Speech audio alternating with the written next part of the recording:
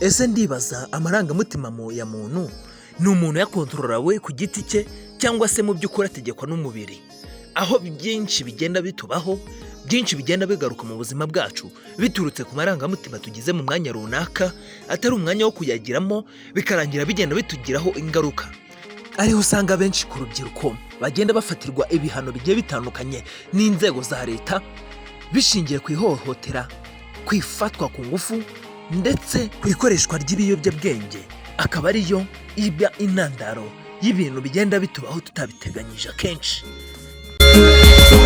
Tubahaye ikaze, turashimira wowe wabashije kuba wakora subscribe kuri iyi channel yacu ya Dutiniz Rwanda, dusaba nawe utarayikora ngo uyikore kugira tugende tubana muri byinshi bigiye bitandukanye. Ni ku gicamunsi cyo kuwa mbere tariki 28 z'ukwezi kwa gatandatu, aho umusore yakuraga igitsina mu ipantaro ye akagenda yisirita ku mudamu, agenda mwisirita wo ushaka kumurongora, ariko bikarangira atamurongoye. Umusore bikagera kuri level yuko asohora amasohoro akamanukira ku birenge by'uwo mudamu.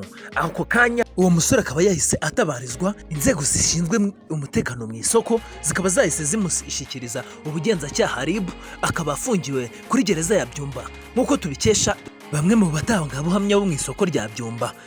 Kurikirana ino video kugira ngo ubashe kuba wamenya amakuru yose.